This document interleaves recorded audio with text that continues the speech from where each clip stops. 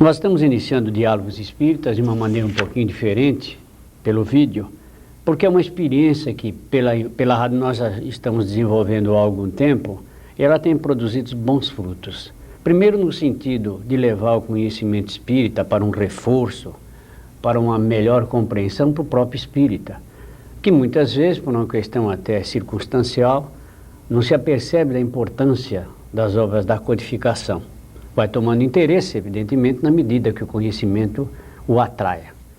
E também nós procuramos desenvolver o Diálogos Espíritas no sentido de levar a doutrina espírita numa linguagem adequada para um recurso de popularização dessas ideias. É evidente que isso tudo leva tempo e essa experiência foi medida, vivenciada e há um retorno disso tudo que tem mostrado que é muito importante se tratar dessa problemática que nós vamos tratar hoje, que é a questão do espiritismo em relação à visão de novos paradigmas, nova era e etc. Mas a Glaê, inclusive, esteve comigo já no primeiro programa de rádio, quando nós cuidamos desse assunto, e eu até chamaria já ela para trazer algumas considerações a respeito. Olha, Éder, foi uma satisfação nós participarmos na rádio desse programa e acreditamos que esse seja um assunto bastante interessante para o público de um modo geral. A USE, muito feliz em colocar esta campanha, o Espiritismo, uma nova era para a humanidade, e sem dúvida nenhuma colocando enfoque sobre cada um dos livros da codificação, falando de uma maneira especial, sendo que nova era deve ser entendido neste caso como um novo momento para um novo homem no próximo milênio que se aproxima. E é evidente que, como trabalhamos sempre em equipe, e a nossa equipe é sempre composta por 2 ou 3 ou 4 elementos, em função naturalmente das possibilidades de cada um e do tema, hoje nós estamos com a participação de Celucci, que é o nosso companheiro também do programa Diálogos Espíritas, da nossa emissora da Rádio Boa Nova.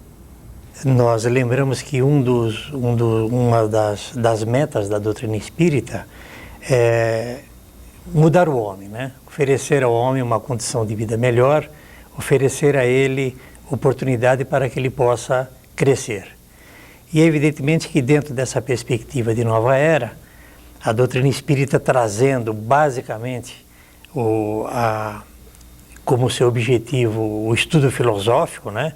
E, acima de tudo, a pesquisa científica, através de uma maneira lógica, ela vai oferecer ao homem a oportunidade dele realizar uma nova era dentro da sua conduta, dentro da sua maneira de participar na sociedade, como nós dissemos no início, aí se enquadrando dentro da proposta da doutrina espírita de mudar o homem para que, através da mudança do homem, possa mudar a família humana. Na questão de novos paradigmas, na questão de novas metas, há todo um processo em desenvolvimento na Terra já estabelecendo a realidade de uma nova fase da humanidade. Em função de todos os problemas sociais e econômicos que estão aí, o aspecto da religiosidade prova que o homem está realmente necessitando dimensionar a sua atuação e divisar a sua meta de forma mais precisa. É evidente que dentro desse bolo imenso de todas as filosofias existentes no dia de hoje, existe muita contribuição de pensadores que estão, através de obras, trazendo naturalmente seu enfoque, sua forma particular de encarar a questão da nova era. O que nós perguntamos no nosso programa é o seguinte: será que a visão espírita sobre a nova era, o novo mundo, está contrária à visão espírita desses grandes pensadores que na atualidade estão trazendo essa mesma tese da realidade de um novo paradigma em função ao futuro do homem? Este pensamento da nova era está unindo as pessoas. Eu acredito que pela primeira vez, ciência, filosofia e religião estão pensando, ou pelo menos tentando pensar de uma mesma forma. Nova era significa uma nova maneira de pensar, onde o homem menos preconceituoso, mais ligado aos pensamentos de união, querendo construir, querendo se irmanar para um futuro melhor, está atingindo um novo período, numa nova etapa, num novo processo de vida, e está enriquecendo a todas as pessoas que já estão voltadas para esse movimento. Eu vou abusar um pouquinho memória da Aglaé, para que ela cite para nós algumas obras, alguns livros, 2 ou 3 pelo menos, que são best-sellers na atualidade, que trazem a tese a respeito de um novo mundo, de uma nova era, analisando a questão inclusive da massa crítica que o mundo tem hoje, numa vivência mais emocional, menos intelectual, para mostrar realmente que nós estamos com uma equipe da espiritualidade trabalhando hoje numa nova formatação para trazer essas ideias que Kardec já trabalhou de forma muito precisa e continuam válidas nos livros da codificação. Existem muitos livros, Éder. Ao que me vem à memória nesse momento é Muitos Mestres, Muitas Vidas, de Brian Weiss, um médico psiquiatra que acidentalmente, tratando de uma cliente, entrou em contato com a regressão a vidas passadas. Temos também a Profecia Celestina, de John Redfield, um autor que escreveu um livro de ficção que, no entanto, nos diz claramente como será a nova era, a nível de energia, a nível de troca, de humanidade mesmo entre as pessoas. E, Aglaé, desculpe, no aspecto da visão da física em relação a um novo paradigma, existe algum livro conhecido que dá um ponto assim de relação, de mutação? Eu acho que nós podemos citar o Ponto de Mutação, né, do Capra. Este livro realmente é uma espécie de um casamento entre a física, uma ciência tão complexa, mas que está agora puxando, vamos dizer assim, as outras ciências para uma visão mais espiritualista e uma visão mais cotidiana do dia a dia. Realmente, o Ponto de Mutação nos traz esse diálogo entre o dia a dia e a física e a visão de um novo mundo, de uma nova era. E não podemos esquecer, dentre outros tantos livros que tem já tratando dessa temática, daquele Conspiração Aquariana, da Marilyn Ferguson, onde ela pesquisa todo o desenvolvimento do pensamento humano e mostra que não existe outra saída hoje, senão se ter uma visão diferente a respeito de um novo paradigma, né? De conceber, mudar a mentalidade, criar novas condições para que, neste caldo de cultura, de filosofia, de religiosidade, possa existir realmente uma civilização mais avançada. Dirceu, o que é que você acha a respeito do tema e do assunto que nós estamos passando através desse trabalho? Interessante é que se nós voltarmos no tempo, questão de 25, 30 anos atrás, e lembrarmos de como andava os caminhos da doutrina espírita, especificamente no Brasil, e nos defrontarmos com a colocação dos espíritos de que um dia a ciência iria se unir à religião, né? Nós víamos isso com um certo pessimismo, digo assim, em termos de curto prazo, né? Era algo que iria ocorrer para o século seguinte. E, no entanto, mal nós poderíamos imaginar que com todo esse desenvolvimento, com esse crescimento do pensamento humano, nós poderíamos já estar agora mergulhados no epicentro de um acontecimento muito interessante, de que a ciência já está caminhando seguramente junto com a doutrina espírita.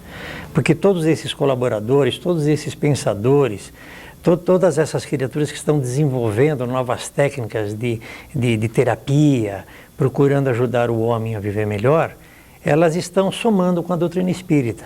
E a doutrina espírita caminhando passo a passo com todas essas novas técnicas, com esses novos pensamentos, o ser humano está recebendo uma alavanca muito grande em termos de progresso, de evolução, a nível de valorização da vida. Somando tudo isso, é que nós pretendemos enfocar a questão da nova era à luz do conhecimento espírita. Porque, na realidade, nós temos que entrar numa sintonia, que é a sintonia da ideia espírita. Tem certas diferenças. Nós sabemos que a doutrina espírita é uma doutrina espiritualista, como muitas doutrinas espiritualistas existentes no mundo, mas ela tem características próprias. Isto é, ela tem propostas precisas em relação a determinados assuntos, em relação a determinados problemas. E é isso que nós gostaríamos agora de começar a desenvolver. Passo para a Aglaé novamente o nosso bate-papo e perguntar para ela como é que você concebe a nova era à luz do conhecimento espírita, Aglaé? A nova era à luz do conhecimento espírita é muito mais profunda. O espiritismo, aliás, já vem numa nova era desde que foi trazido. O Dirceu estava falando com muita propriedade de que agora, depois de muito esforço do homem, está havendo casamento entre a ciência e que já poderíamos estar no epicentro desse movimento há muito tempo. Talvez não, porque exatamente o Espiritismo foi trazido, na época em que foi trazido, para dar ao homem, talvez nesses 150 anos de doutrina espírita, tempo para que ele amadurecesse. E agora nós estamos vendo uma nova era à luz da doutrina espírita, isto é, à luz da razão, da moral, da evolução, quer dizer, uma visão mais profunda, mais estável, mais consciente. Isso quer dizer que existia um referencial, uma chave, para que a gente entenda a nova era ou a nova humanidade à luz do conhecimento espírita. É evidente que isso vem através de conhecimento. Em que fonte nós poderíamos buscar os conhecimentos necessários para entender esse tipo de proposta do Espiritismo em relação à nova era, Dirceu? Tomando como base, como uma preferência, a gente percebe que hoje o frequentador da casa espírita, ele não se satisfaz mais com aquelas explicações, com as colocações que não estejam fundadas dentro da lógica e do bom senso.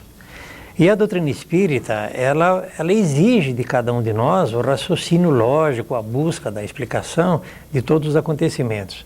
Então, hoje mais do que nunca, a doutrina espírita ela está sendo divulgada através do cunho científico, através daquele processo tão comum e usado pela ciência, que é o processo teórico experimental. E é nesse campo que a doutrina espírita realmente ela trabalha. Você já colocou a coisa no tempo no espaço, inclusive na área da própria experimentação.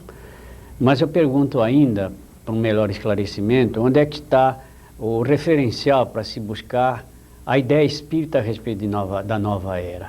Existe um corpo de doutrina, existe algo assim de concreto, de didático, para a gente entender realmente qual é a proposta que o Espiritismo traz a respeito das metas da humanidade? Bom, a doutrina espírita ela tem como base 5 obras, sendo que uma delas é o Livro dos Espíritos, e que foi desenvolvido dentro de um processo de teses em que os Espíritos nos deram uma série de informações para que pudéssemos direcionar nossas vidas. E complementando o Livro dos Espíritos, nós vamos encontrar o Livro dos Médiuns, Evangelho segundo o Espiritismo, Céu e Inferno e a Gênese. Todas essas obras tratando de todos os assuntos que dizem respeito à vida do homem e mostrando que o Espiritismo vem com a proposta de modificar o homem. E a partir do momento que a doutrina espírita modifica o homem, há automaticamente uma mudança da humanidade. Então é uma questão de sintonia, de o homem buscar naturalmente novos objetivos, novas metas e novos paradigmas, que é uma expressão muito usada hoje no ramo do conhecimento. Aglaé, o Livro dos Espíritos, fundamentalmente, é uma chave para o entendimento da nova era? E é uma chave, por que motivo? Porque no Livro dos Espíritos está o fundamento da doutrina espírita. O nosso companheiro Dirceu colocou todos os 5 livros da codificação, mas nós queremos dizer que o Livro dos Espíritos, sem dúvida, é a base. É nele que se encontra a ciência, a filosofia e a religião espírita, em toda a sua pujança, em toda a sua beleza. Então, as pessoas que querem entrar em contato com a doutrina espírita, a porta de entrada, sem dúvida nenhuma, é o Livro dos Espíritos. Na grande campanha que vem sendo desenvolvida no Brasil inteiro, através do Conselho Federativo Nacional, e depois sendo adequado a cada estado, a cada região, a temática básica é tentar enfocar a nova era à luz do conhecimento espírita. E é interessante que o slogan principal é "Entre na nova era pela porta principal", e coloca o Livro dos Espíritos como um elemento referencial para esse tipo de busca. Aglaé, mais alguma coisa a respeito disso? Sem dúvida, quer dizer, é a porta principal mesmo. Os livros da codificação, depois, são um desdobramento do Livro dos Espíritos. Nós sabemos que o Livro dos Espíritos é composto de 4 livros, né, dentro de um mesmo volume, 4 momentos. E os outros livros, o Livro dos Médiuns, o Evangelho segundo o Espiritismo, a Gênese e Céu e Inferno, são desdobramentos dos temas trazidos no Livro dos Espíritos. Portanto, a porta principal. Seria, então, certo, Dirceu, afirmar que o Livro dos Espíritos é uma espécie de guia de comunicação para a nova era? Eu diria que, além de guia, o Livro dos Espíritos é o alicerce de um edifício. Edifício esse que contém 4 pilastras. E essas 4 pilastras são as outras 4 obras que compõem a codificação, né? Repetindo, o Evangelho segundo o Espiritismo, o Livro dos Médiuns, a Gênese e Céu e Inferno. E diríamos ainda que o término dessa obra, né, as portas, as janelas, o telhado, foram complementadas principalmente pelo nosso querido Chico Xavier, através das suas mais de 250 obras aí, de cunho doutrinário e, acima de tudo, de cunho moral, que através dos comentários, principalmente de Emmanuel e André Luiz, através do aspecto moral da doutrina espírita. Se o Livro dos Espíritos é guia de comunicação da nova era, segundo o slogan da campanha, Aglaé, qual o slogan da campanha em relação ao Evangelho segundo o Espiritismo? Muito bonito o slogan. O Evangelho segundo o Espiritismo foi enfocado como o passaporte para a nova era. E, de fato, esta visão do Evangelho está bem sincronizada com a tarefa do Evangelho. Passaporte para a nova era. É através da maneira bem inteligente, digamos assim, que Kardec aborda os temas dentro do Evangelho, evitando polêmica, mas mostrando para o homem que a doutrina de Jesus é um farol a iluminar o nosso destino, faz do Evangelho um passaporte para que possamos entrar na nova era. Continuando o nosso bate-papo, a nossa conversa a respeito desse assunto, nova era, luz do conhecimento espírita, já fizemos abordagens a respeito de propostas que as próprias obras da codificação já trazem como tema principal. Tudo em relação à transcendência. Nova era significa transcender. Significa o processo de melhoria do homem, transformação do homem para uma nova concepção de vida. Isso tudo a doutrina espírita já traz, evidentemente, como uma proposta efetiva para o homem ter uma visão direta, objetiva, a respeito da busca que ele precisa fazer, naturalmente, na aceitação dessas ideias, na sua mudança como ser humano e na sua integração no contexto social, dentro de uma visão de mundo, uma visão de nascimento e uma visão de vida. Mas, para continuar a nossa conversa a respeito das obras espíritas que abrem essa janela para o infinito, nós já passamos por Dirceu o nosso bate-papo, na nossa conversa, para falar sobre o outro livro que é muito importante na abertura dessa porta para a transcendência espiritual do homem.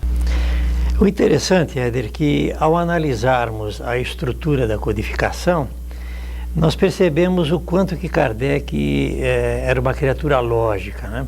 Tanto é verdade que ele foi considerado, né, Éder, o bom senso encarnado. E ele estabeleceu uma logística impressionante ao elaborar todo o processo da codificação. Ele trabalhou em cima das necessidades momentâneas, né? O que era mais prioritário foi em cima desses valores que ele trabalhou. Então, depois dele publicar o Livro dos Espíritos, no ano de 1857, ele tratou, em seguida, do problema mais importante que se apresentava na época, que era o aspecto mediúnico. Porque nós sabemos que a doutrina espírita, ela nasceu dentro de um movimento mediúnico muito intenso, que invadiu toda a Europa, os Estados Unidos, né? E é mergulhado nesse universo de acontecimentos mediúnicos, é que surgiram as informações para que ele pudesse colher o material e, dessa maneira, estruturar, codificar, dar uma didática à doutrina. Então, tratando mais especificamente da mediunidade, ele, de uma forma muito clara, ele elaborou nada mais, nada menos do que o Manual do Médium. Como todas as práticas, como todos os trabalhos que nós desenvolvemos, sempre se procura desenvolver um manual, para que no manual nós encontremos os valores fundamentais para desenvolvermos qualquer habilidade, para desenvolvermos qualquer estudo. Então, o nosso querido Allan Kardec, ele escreveu o Livro dos Médiuns, que nós podemos chamar como sendo o Manual do Médium, onde na primeira etapa ele trata do mundo dos espíritos e dos espíritos, e depois, numa segunda etapa, ele trata de todos os tipos de mediunidades, até concluir no final com a finalidade da doutrina espírita diante da necessidade da humanidade. Significa isso, então, Aglaé, que o livro dos médiuns é um processo, é uma metodologia, porque quando se fala em mediunidade, de comunicação com os espíritos, e foi a doutrina espírita que abriu esse meio de comunicação para o mundo espiritual, significa que se a mediunidade, o problema da relação com o mundo espiritual não se fizer à luz do conhecimento espírita, é sinal de que não está dentro da metodologia proposta por Allan Kardec no livro dos médiuns?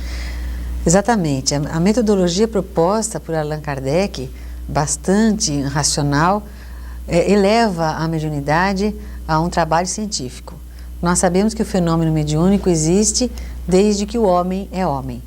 Em todos os momentos da humanidade nós podemos observar o acontecimento de fenômenos mediúnicos. Allan Kardec, no entanto, nos trouxe, como você disse, Éder, uma metodologia específica, onde a mediunidade saiu do campo do maravilhoso para entrar no campo científico. Deixou de ser uma especulação para ser uma comunicação racional entre o ser desencarnado e o encarnado, transformando-se num canal de comunicação. Dirceu, são 5 livros. Nós já fizemos um comentário de 3, né? Falando da abordagem a respeito da mediunidade, o Evangelho como passaporte para a nova era, no sentido de preparar o homem efetivamente para um desembocar na espiritualidade, já que é o nosso destino. Um dia nós temos que partir para o lado de lá, não há dúvida nenhuma. E deu a ampla porta de visão da espiritualidade através do Livro dos Espíritos. Mas depois vem um 4º livro, que trata de assuntos bem interessantes. Muito bem, o Kardec, depois que ele publicou o Livro dos Espíritos, e como já foi dito pela Aglaé, o Livro dos Espíritos contém 4 livros, né? E depois, em cima desses 4 livros, foram desenvolvidos aqueles que especificamente iriam tratar de cada assunto. Em função da logística estabelecida por Kardec, diante das necessidades, na sequência foi publicado em 1861 o Livro dos Médiuns, né? E depois, na sequência, diante das necessidades que era o aspecto moral, foi publicado o Evangelho segundo o Espiritismo, e depois o 4º livro vem a ser o Céu e o Inferno, que nada mais é do que a justiça divina, né? Que trata das penas e dos gozos futuros e terrestres, que nada mais é do que a consequência, o resultado de todo o lado moral que é amplamente divulgado no Evangelho segundo o Espiritismo. Existe um capítulo no livro que você citou, que fala do Código Penal da Vida Futura. Eu acho particularmente, já vi discussão inclusive num simpósio jurídico feito aqui em São Paulo há alguns anos, toda uma troca de ideia a respeito da profundidade da proposta desse código, deixando claro de que o problema do erro do homem não pode estar apenas restrito ao aspecto do arrependimento e ao aspecto da penalização, que existe algo mais que vai ser importante na justiça do mundo, ser considerado no futuro. Você lembra disso, Dirceu? Veja bem, a justiça dos homens, ela tem uma preocupação, é punir o infrator, punir o delinquente, né? E à medida que o homem for tomando conhecimento da justiça de Deus, que é totalmente diferente, porque nós sabemos que a justiça de Deus não pune. Por ele ser soberanamente justo e bom, nós sempre teremos uma nova oportunidade. E a proposta da justiça divina é recuperar o homem e não punir. Então, nesse livro Céu e Inferno, nós vamos ter muitos exemplos de como é que a espiritualidade ela age. E é interessante que muitas vezes quando parte alguém para a espiritualidade, nós esperamos que ele seja punido do outro lado, né? E ficamos até de certa forma às vezes frustrados de perceber que aquela criatura não foi punida e sim ela recebeu uma nova chance, uma nova oportunidade dentro das suas necessidades de evolução. Então esse livro aqui na realidade ele espelha com muita nitidez o que é a justiça divina. Mas Aglaé, é um dado importante na justiça divina, no Código Penal da Vida Futura. Qual é a proposta do Espiritismo como ideia para que o homem trabalhe no sentido de entender a lei divina e se melhorar em função dessa lei? Qual é a colocação que existe além do arrependimento e da pena, para que o espírito realmente possa se recolocar no contexto de uma vivência mais clara e em termos de consciência já para novas posições? Sem dúvida nenhuma, Éder, é a reconstrução, baseada sempre no aprendizado. Tão bonito que o Dirceu colocou, que a nossa justiça quer punir, mas a justiça de Deus quer que nós aprendamos. E quer que nós aprendamos para sermos felizes. Então, do momento que nós compreendemos que o caminho que nós estamos trilhando não é exatamente o melhor caminho e pelas consequências nós experimentamos a angústia, o sofrimento, no momento em que nós percebemos isto, cabe a nós a reconstrução, a retomada do nosso caminho para um novo roteiro. Aí entra exatamente este código de justiça divina que nos mostra que nós somos filhos de Deus e que estamos no caminho para sermos felizes e através do aprendizado crescemos cada vez mais. Isso significa então que a doutrina espírita traz uma filosofia hoje de vida, de maneira que o indivíduo trabalhe na sua própria construção, no autoconhecimento e além de tudo que tenha uma visão efetiva das consequências do ato que ele pratica, quer dizer, se ajustou-se diante da lei, gerou evidentemente alguns problemas, vai ter que corrigir isso através de uma nova ação de bem, de uma nova produção, de uma reformulação em relação à sua própria melhoria, em relação ao prejuízo que ele tenha causado ao outro, se causou prejuízo? Sem dúvida, e tudo isso sem culpa, porque quando nós nos sentimos culpados, muitas vezes nós nos sentimos paralisados, e a lei de Deus não procura isto. A lei de Deus está aqui exatamente para nos esclarecer. Diante do erro, vamos chamar assim, podemos nos reformular e caminhar construindo novamente. Para isso, nós temos quantas oportunidades forem necessárias. E os únicos beneficiados no entendimento mais rápido seremos nós mesmos, para que nós possamos entrar de posse da herança divina, que é a paz, a tranquilidade, mais rapidamente. Bom, Allan Kardec, quando trabalhou com todo esse material, naturalmente também divisou um mundo novo. Tanto que no livro que nós vamos comentar agora, o final dele é um verdadeiro tratado a respeito de sociologia cósmica. Porque abre as dimensões do relacionamento do homem para uma visão universal. Então, Aglaé, o Kardec naturalmente teve que reformular muita coisa e através de um estudo mais aprofundado teve que embasar o pensamento espírita em toda a obra da criação, porque ela vinha tocar realmente nos aspectos da própria estrutura concebida pelo homem a respeito de Deus, do seu destino, da sua origem e do seu presente. Com isso ele teve que estudar, inclusive já que a doutrina espírita toca na questão da existência de vida em outros planos, da vida permanente em todo o universo, ele teve que cuidar de toda essa estrutura até científica, analisando o aspecto da criação dos mundos, etc. Em que livro ele tratou disso? Tratou disso no livro A Gênese, a criação do mundo segundo a nova era, na campanha da USE.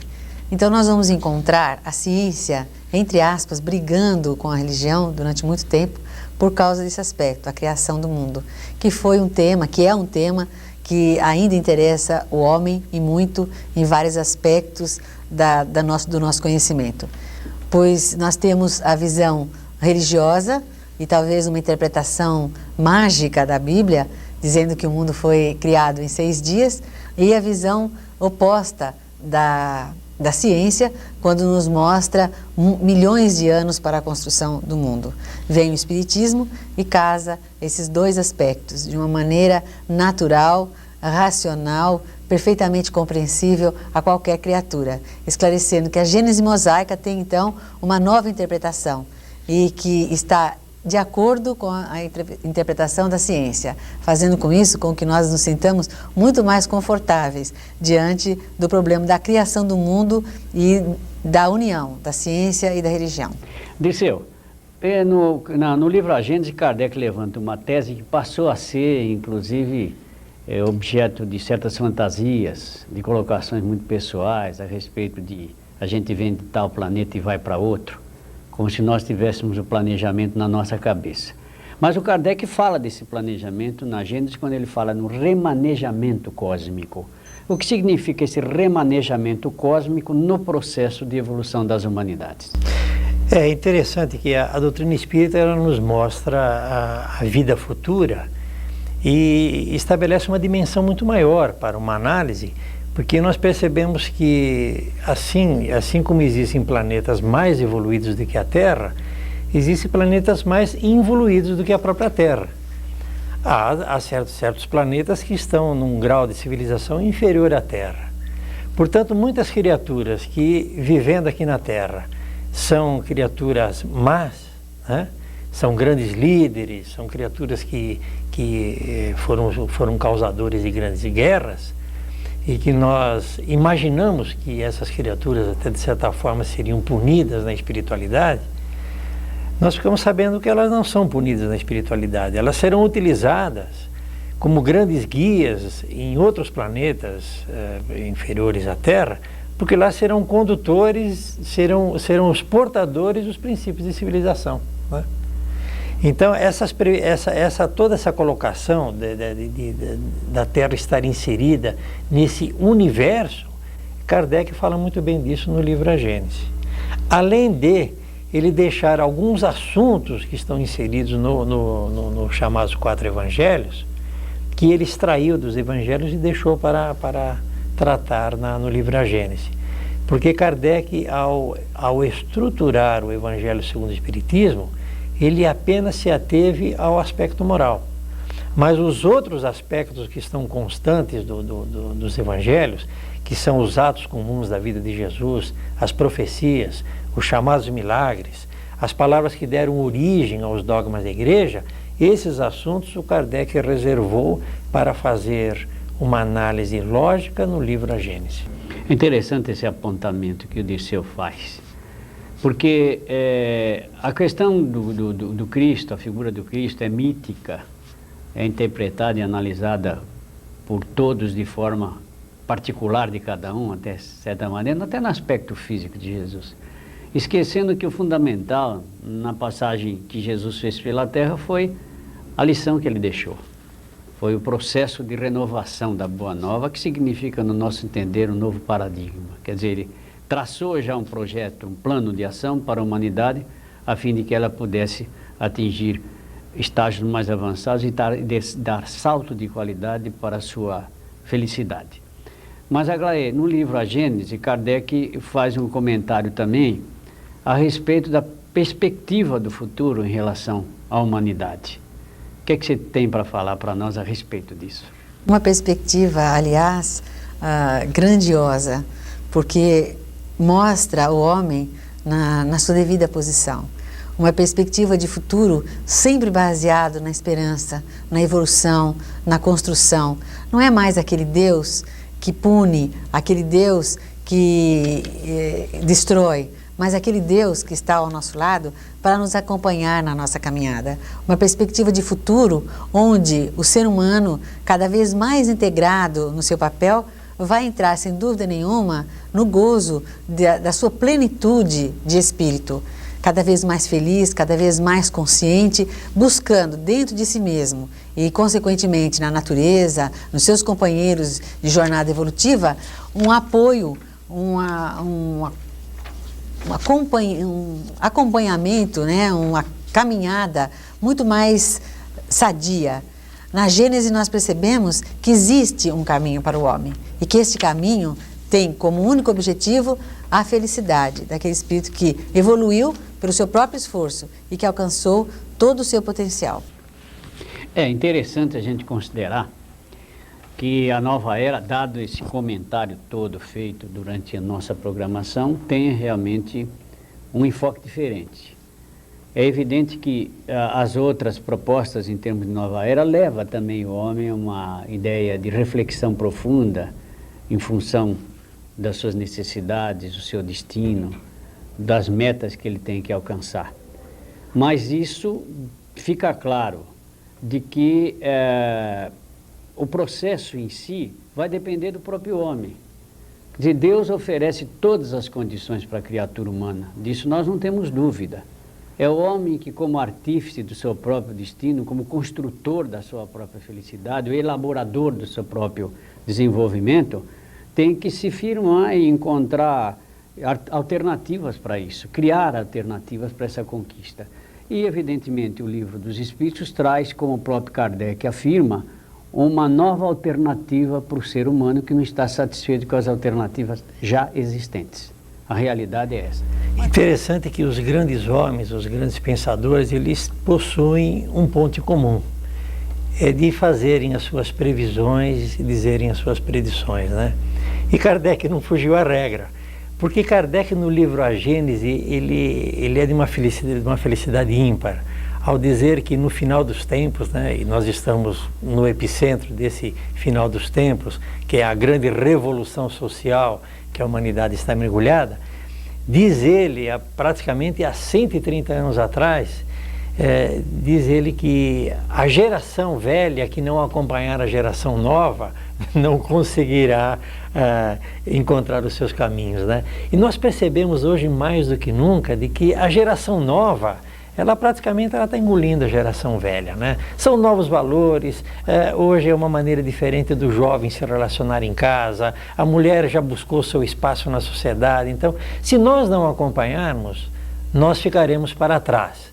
E a doutrina espírita, como nova era, como uma ferramenta para que o homem possa utilizar nessa sua caminhada, vem exatamente facilitar o homem para que ele possa viver melhor. Vem ajudar o homem para que ele possa administrar melhor o seu relacionamento humano, para que ele possa, de uma maneira mais fácil, conduzir a sua vida, os acontecimentos da sua existência. No final dos tempos, os sinais dos tempos, A Gênese, que é o último capítulo do livro de Kardec, desse último livro de Kardec, ele faz uma colocação que eu levo sempre como uma legenda, inclusive nas palestras que eu realizo, para mostrar efetivamente que o Espiritismo hoje permeia toda a cultura humana, pela aceitação extraordinária das ideias que ele traz. Mas ele afirma categoricamente de que a pedra angular da felicidade humana é a fraternidade, e o Espiritismo nos leva a isso. Isso é muito importante considerar, porque dá a ideia, inclusive, do espírito de Kardec não mostrar nenhuma ideia dogmática a respeito da proposta que ele vem trazer, mas leva a ideia exatamente de que ela é uma proposta para o indivíduo, e sendo uma proposta, ela evidentemente é algo muito pessoal. Depois desse longo bate-papo a respeito de Espiritismo e Nova Era, que o Kardec já no livro A Gênese, final do tempo, é o capítulo, está lá no finzinho do livro, ele tem duas colocações basilares. Uma é de que, indiscutivelmente, a felicidade humana está fundamentada na fraternidade, e o Espiritismo nos leva a esse conhecimento e a essa vivência.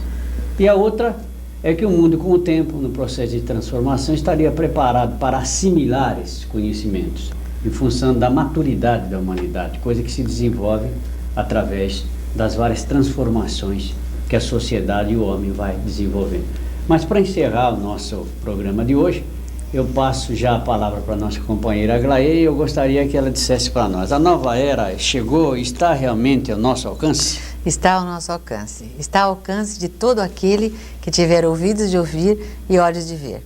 A codificação espírita traz o passaporte, a porta principal, a comunicação, a justiça, a formação do mundo segundo a nova era. Aproveite, venha você também, porque você merece.